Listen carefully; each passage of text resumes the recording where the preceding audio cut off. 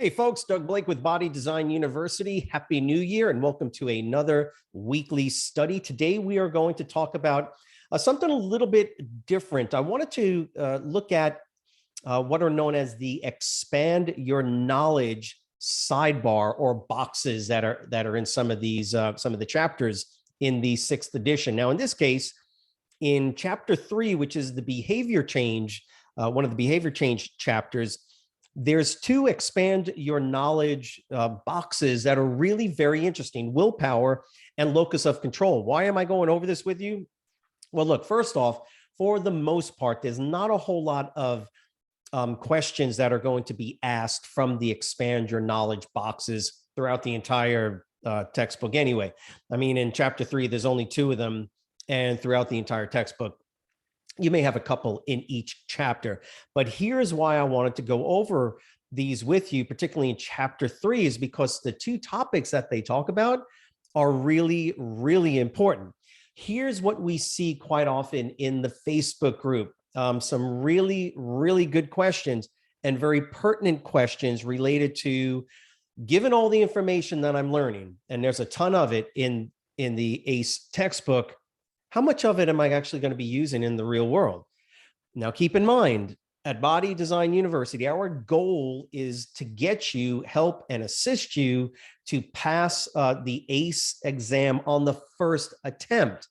And I've said this before, if you've seen any of these studies, there's a lot of information you're just never going to use as a personal trainer, right? Just being honest with you. You're not going to use all the assessments, and that's not why ACE has them in their textbook. ACE is not saying that you're going to use everything. In fact, that's one of the first things they tell you, is that be very client centric. Always look at the client first. Not every client should be doing all of these assessments. They're what ACE calls a barrier to entrance into this behavior change or health and wellness, fitness type of lifestyle. So sometimes it doesn't make any sense to do certain things, even though they have it in the book. The idea is to give you a ton of information, which they do. And ultimately, once you pass the test, you become certified and you get into the real world, you'll decide what you're going to use. And it's funny because in these 2 particular expand your knowledge boxes, you're going to find very important information. I've probably used this stuff every single day. This concept of willpower, understanding willpower, not that I talk to my clients about it, and the idea of locus of control. And by the way, the locus of control part of this is really, really very helpful. It's kind of like knowing personality, the personality profile of an individual. It gives you something to work with when you come face to face with somebody. If you know somebody is an A-type personality, now you, or at least you should know, what to say, how to say it to better engage that client. Well, it's the same thing with locus of control, just as a for instance. So the reason willpower is important because it's something you can explain to your client if they're confused or they're struggling with whatever nutrition and exercise. So yeah, these are really, really very interesting. I thought I'd go over them with you just so you get an idea. I'm not saying to spend a lot of time studying. It's not like there's a lot of information to study in these particular expand your knowledge boxes anyway. Okay, remember, your focus from the testing perspective is to go over the materials that, of course, we speak about in our study guides as well as in our videos and audiobooks. So let me go ahead and get us up and running here. And again, expand your knowledge sections. You know, quite often when you're going through this textbook, you're going to be asking yourself that question that I posed earlier. How am I going to use this? Well, as you're studying and going through, and some of this material seems so, arcane, out of the norm for what you would be doing, go ahead and read one of these expand your knowledge sections. It actually makes a whole lot of sense. So this is chapter 3 in the 6th edition. The concept here first is willpower. There's a box there on page 81. I think it crosses over as well into page 82. And what is willpower? This is just good to know, folks. It's really good information to know. Now, we confuse willpower with self-control, and I'll get to that in a second. But willpower itself, this is a psychological situation, psychological sort of construct, I guess, if you wanted to say that, the ability to ignore temporary pleasure or discomfort to pursue a longer term goal. It's the ability to ignore something. Look at the donut. Come on. That's a good looking, that's a chocolate donut. That's a good looking donut there, folks. I don't know about you, but I can crush some donuts. I love them. Yes, but I don't eat them. If I do, it's like once a week with my daughter. We go out and get a donut from Dunkin' Donuts, right? With some coffee. But this is what I'm eating all the time, salads and meats and other good, healthy stuff. If I had a preference, okay, I'm going to eat this unless I have enough of this, right? And willpower is simply this ability. Now, one of the things to keep in mind is that willpower is inherently limited. You don't have an endless supply of willpower. And it is going to be governed by a number of different variables. But one of the things to always keep in mind is that it is inherently limited. You will run through and run out of willpower. Okay. And because it's inherently limited, that simply means that there are going to be variables that, govern how your willpower gets depleted. What we do know, not just from our own personal experiences, but from the research, is that willpower gets depleted by the continued use and exertion of self-control. Every time, like she's doing there with that donut, every time you do this, okay, it drains your bank account of willpower. Okay, so you do that once, and then if you got to do it again and again and again, every time you, I used to work at a hospital wellness center. You go up to the hospital, for some reason, there's always candy and donuts and everything else hanging around. Yes, I know, ironically enough, particularly in the physician's lounge, they always have food for the doctors, but it's hard. You say no, and then it's not as easy to say no. Again, there's donuts, and then there's cookies, and then there's candy, and there's pies and everything. Well, what ends up happening is your willpower, this sort of mental strength, hence the reason it's called willpower, the power of the will, be there all the time. Every time you use self-control, every time you exert self-control, right, you drain your willpower. And once your willpower starts to get drained, you cannot exert as much self-control any longer. And there's many variables, any number of variables that go along with that. And the reality is willpower itself is reasoned control. It's reason. That's your reasoning mind versus your emotional self. And just so you know, guess who wins most of the time? Is your emotions, your desires, those things that you really don't understand or can't describe. Why did you eat the donut? Why did you do this? It's like you felt the need. You just, right? Well, your reasoning mind, your rational, logical brain, which is where willpower is going to work, that's going to work within, right? Self-control, all that is very reasoned, logical, rational. I know I shouldn't eat it, but why do you do it? Right? Well, there's any number of reasons. The fact of the matter is that reasoning through it, logic does not win most of the time. It can win some of the time, but it generally loses when the emotional state starts to take over, when you're sad, when you're tired. That's a physiological state. How do you conserve it? That's where this comes in.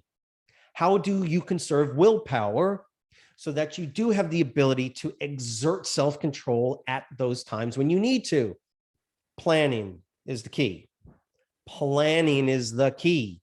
Scheduled meal prep. Have your food. Look, nutrition is probably the biggest one, although exercise and everything else is part of it. But planning your food is going to be probably the single most important thing you can do. Journaling is also very helpful. And when I mean journaling, it's a matter of simply writing down prior to what you think might be a problem or cause you to have to fight, right? Fight the desire to not exercise or fight the desire to eat certain foods. Journaling that, writing down your feelings and emotions. And again, this is based on not just research, but this is real world stuff. If this is speaking to you, you probably already know having a diary or just journaling things down can actually help you overcome some of the issues related to willpower and self-control. I would think, I know for me, this is probably the biggest one, is rest. Okay, so remember, planning, plan, meal prepping, journaling. For me, if I'm tired, I don't know about you, but when I get tired, I lose the ability to have self-control. My willpower battery gets drained when I'm tired. That's going to be the average person. So you've got to get adequate rest. And just again, just to kind of finish that up, the more willpower you have, right? The more self-control you're able to exert, the stronger you will get when it comes to maintaining your battery power, willpower. So the more you do it, the more you strengthen the self-control muscle, right? Without draining the willpower too much, the better control you'll have in the long run. And as time goes on, this is where the planning comes in. Like I say, if anything is going to help you the most, it's going to be planning things out.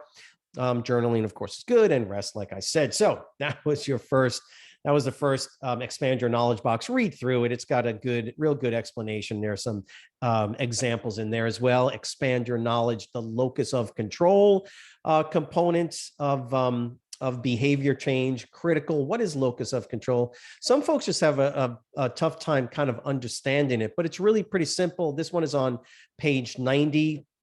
It's simply how strongly people believe that they have control over their life situations and the things that happen to them and their experiences that affect, and you can see situations, experiences that affect their lives. Is it the world that's causing all your problems, or are you the source of your problems? Right? Those are the extremes. That's what this is saying. The internal locus of control, me, it's the things I do, it's the way I think, versus the external locus of control on the opposite extreme, where it's the world, the universe, fate, luck, all those things. Those are the problem. It's not me. It's not the way I think. It's not, my choices and my decisions. It's the world. It was my teacher, my third grade math teacher. It was my parents never did this for me. It's my kids never allow me, blah, blah, blah, blah, blah. Okay, that's called locus of control. Those are the extremes. Obviously, we all have different levels with which we maintain our internal process of thinking about our outcomes in life, not just the bad things, by the way, but the good things as well. How interesting it is that quite often what we do is when we look at individuals, we say, well, it must just be their personality type. And that's what Ace is saying to you, by the way, in the box. Versus that individual, maybe that individual has an internal locus of control, right? Meaning they actually do take responsibility for not showing up on time. They're just working through it. Whereas you look at it and perhaps you see that the world is impacting them, right? It was traffic. It was your boss. Yeah, I get that. Okay, so that's the difference between internal, external locus of control. Those are the extremes. We are all moving kind of in and out. However, we all tend to be more internal locus of control focus or more external locus of control focus. Do yourself a big favor. Know yourself. If you're constantly blaming everything else, then you're not taking responsibility for your life situation and things that happen to you. You're a externally locus of control focused individual. Okay. Here's the deal. And that's what I'm saying here. Issues and problems are caused by me, my lack of planning, blah, blah, blah. In other words, I take personal responsibility. I'm looking at my client. My clients are taking personal responsibility for themselves, or they're not. You're in charge. You are responsible for eating well. I am not responsible for you eating well. I'm responsible for giving you the information, motivating you, helping you, and assisting you. But ultimately, you're responsible for it, not me. Okay. versus external. Like I said, things outside of my control. It's not really my fault. It wasn't my fault. That, the reason I failed that test was because of blah, blah, blah. Look, we see it all the time.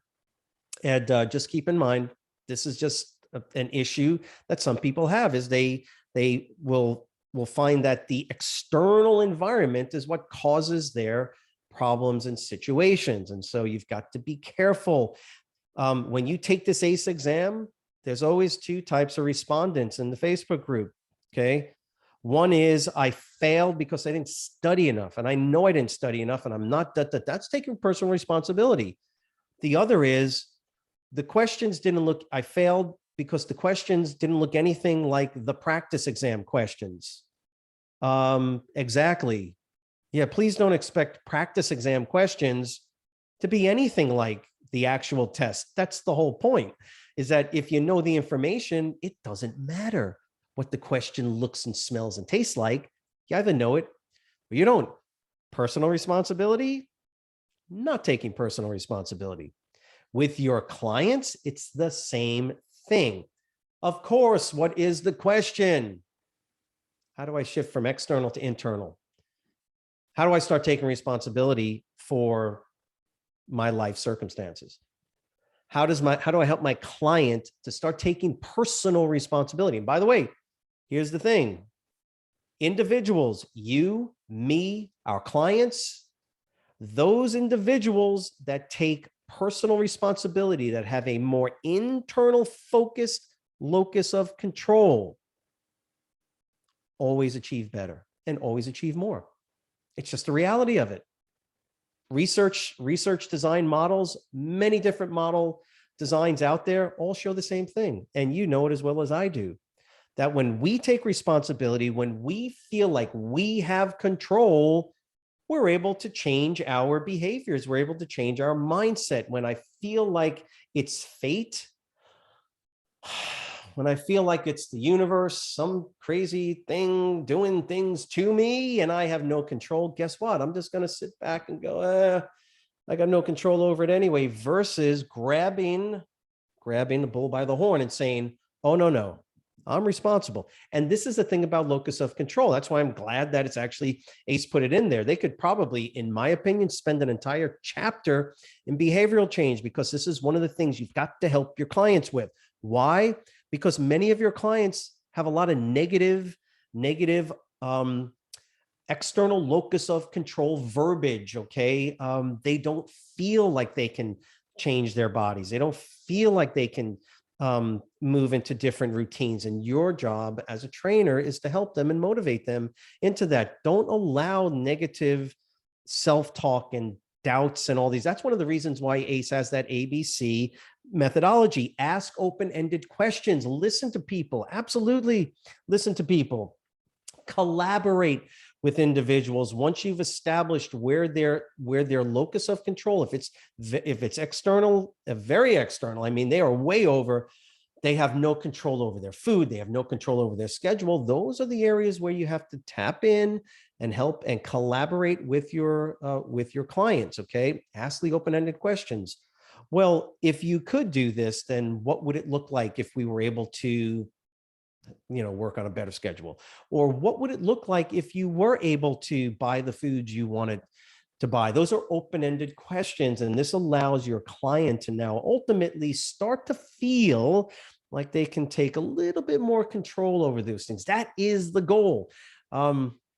See, I can spend a whole lot of time just talking about these different topics. I think that it's very important that when you read through, understand you're probably not going to see a lot of this material, probably none of it, as an actual question. Now you may, and I have seen some students have actually made comment that in the Expand Your Knowledge and in the other side boxes, they did see like a question.